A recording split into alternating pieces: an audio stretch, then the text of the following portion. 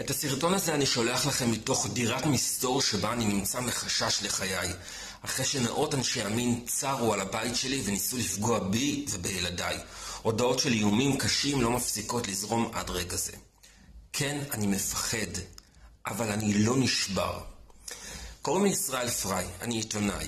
העלו אותי על המוקד בגלל שנתתי מקום, אמפתיה ותפילה גם לילדי עזה שנטבחים בהמוניהם. ישראל נמצאת בימים קשים מאוד.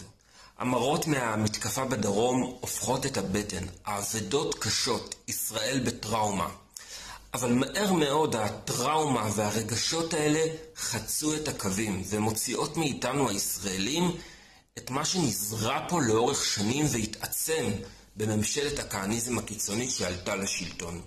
גזענות, לאומנות ועליונות יהודית. דם הערבית משתולל בחסות המלחמה, מסע גירוש ותיאור של כפרים פלסטינים. מתנחלים חמושים נכנסים לכפרים ויורים בתושבים. בכפר קוסרה למשל, מתנחלים ירו למוות ב4 תושבים. למחרת הם חסמו את מסע ההלוויה וירו למוות באב ובנו בהלוויה. קהילות מוחלשות נאלצות לעזוב את בתיהם בעקבות איומי המתנחלים והצבא. הכאב על הפגיעות שספגנו נוראי, אבל בחסות המלחמה אנשים מנצלים אותה כדי לקדם את המדיניות שתוכננה מלכתחילה, אפרטהייד, טיהור אתני ודחיקת הפלסטינים מהמרחב. המילה נכבה 2 כבר נאמרת בגלוי. תמונות של ילדים ערבים עם כוונת של רובה מכוונת עליהם מופצות ברשתות החברתיות עם הכיתוב הורגים היום את המחבל של מחר.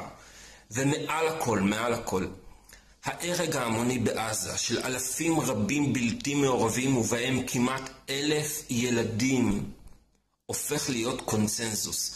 כל מי שמביע אמפתיה לסבל שאנחנו גורמים לחפים מפשע מסומן כבוגד ומאוים. כאילו אדם של ילדי עזה שקוף, כאילו פשעי מלחמה שלנו ינחמו את ההרוגים אצלנו. אני רוצה לפנות לשניים. ראשונים, אליכם אנשי המרכז בישראל.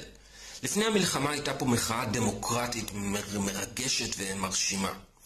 אבל אם עכשיו אתם מדברים אותה שפה של בן גביר, אם בגלל הכעס והעצב אתם לא מסוגלים לתת אלטרנטיבה למדיניות המושחתת והפושעת של ממשלת ביבי וסמוטריץ', לא תהיה לכם מחאה לחזור אליה.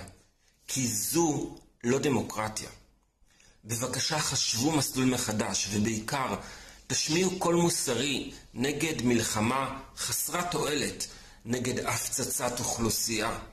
תנו כתף לאנשים שחווים עכשיו רדיפה. מחר זה אתם. שנית, אני מבקש לפנות לעולם. שימו לב שאתם לא חוצים את הקו הדק, כי בחסות הנכונות והרצון שלכם לתמוך בישראל, יש פה ממשלה שמבצעת בשטח מדיניות של טיהור אתני, של סיפוח, של רדיפת מתנגדים ושל השלטת פשיזם על המרחב. בבקשה, אל תיתנו לזה יד. ספקו הגנה ועזרה דווקא לאנשים הטובים פה שיודעים את האמת. מעגל הסבל והשכול והכאב לא ייפטר בעוד כוח ועוד כוח, אלא אך ורק